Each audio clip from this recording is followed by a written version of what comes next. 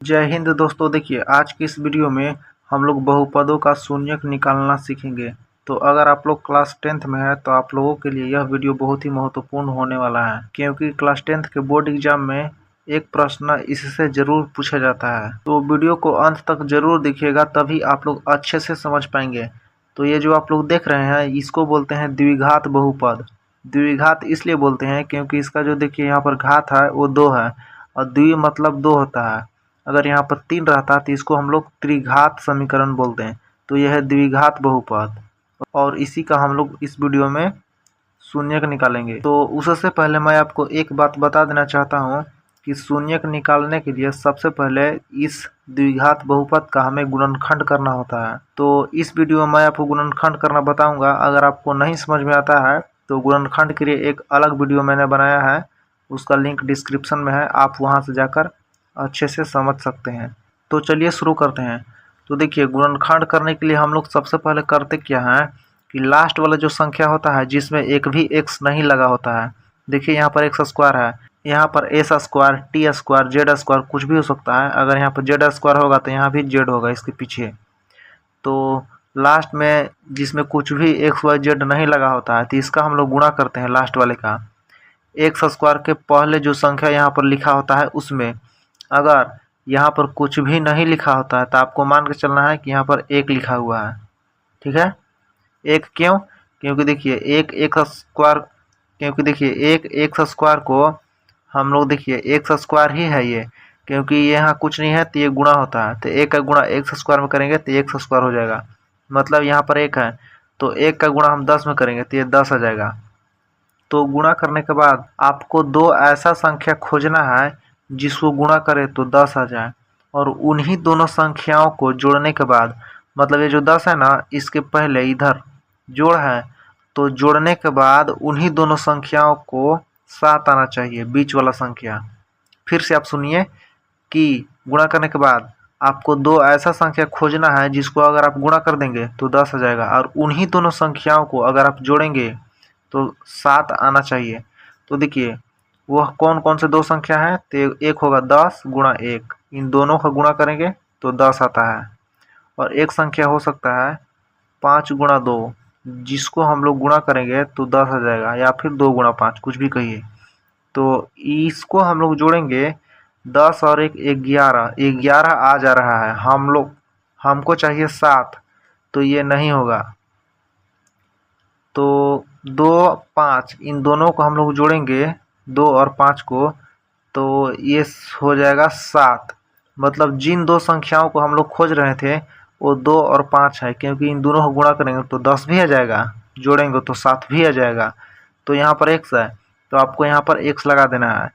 चूंकि यहाँ पर x है तो ये दोनों में आप लोगों को x लगा देना है। इन दोनों को जोड़ेंगे तो ये आ जाएगा 7x। तो आपको क्या करना है, देखिए हम लोग करते हैं ये है कि बीच वाला संख्या उसको दो भाग में तोड़ देते हैं। 7x के बराबर इसको हम लोग लिखते हैं। तो आपको क्या करना है, यहाँ पर लिख देना है एक्स स्क्वायर प्लस, और यहाँ पर लिख देना है 7x के जगह पर, क्योंकि ये दोनों बराबर है तो 2x प्लस 5x, यहाँ पर 2x प्लस 5x, यहाँ पर प्लस 10। आप पहले 5x भी लिख सकते हैं, कोई दिक्कत नहीं है, सबका आंसर बराबर आएगा। तो चलिए अब हम आगे बढ़ते हैं। तो देखिए इस स्टेप जो मैं यहाँ पर लिखने जा रहा हूँ इसको आप छोड़ भी सकते हैं। तो क्या होगा, देखिए एक्स स्क्वायर है यहाँ पर, तो इसको आप लिख सकते हैं एक्स गुणा एक्स। ये मैं आपको समझाने के लिए लिख रहा हूँ, नहीं तो आप यहाँ से डायरेक्ट इसमें चले आएंगे, कोई दिक्कत नहीं है। जैसे देखिए 5 का स्क्वायर होता है 25, मतलब 5 को 2 बार गुणा करते हैं तब 25 आता है। इसी प्रकार से एक्स स्क्वायर है तो इसको 2 बार गुणा करना है। तो देखिए यहाँ पर कुछ भी साइन नहीं है बीच में, मतलब गुणा होता है। तो आपको यहाँ पर लिखना है 2 गुणा, फिर यहाँ पर एक्स, यहाँ पर प्लस, और यहाँ लिखना है 5 गुणा एक्स प्लस। अब 10 को क्या लिख सकते हैं, 2 गुणा 5।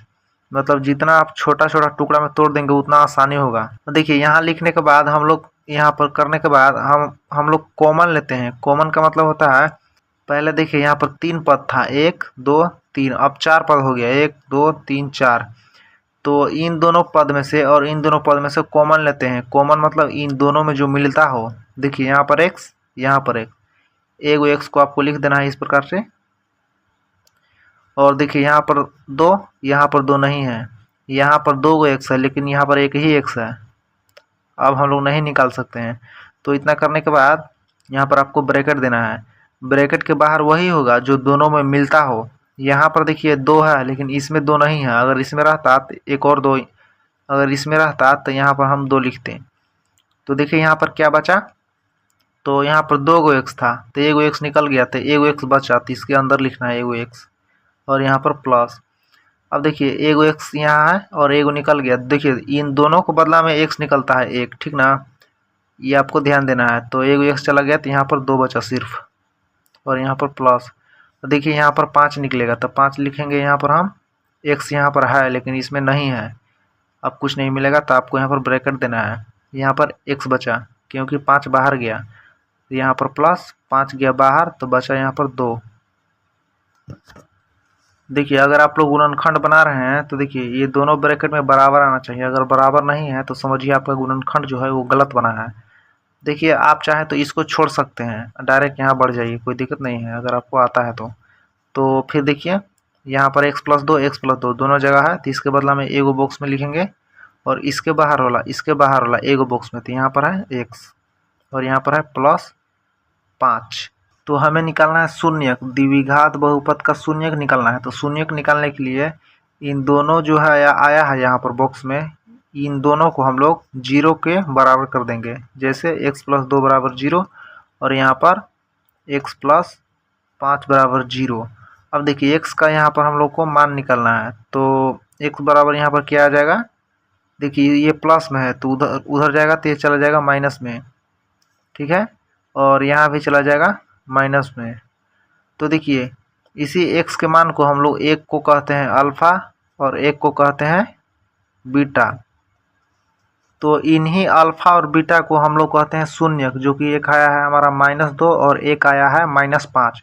अगर 3 गो आता, मतलब यहाँ पर 3 गो रहता ब्रैकेट में इस प्रकार से, तो यहाँ पर एक और आता जिसको हम लोग गामा कहते हैं, मतलब अल्फा बीटा गामा।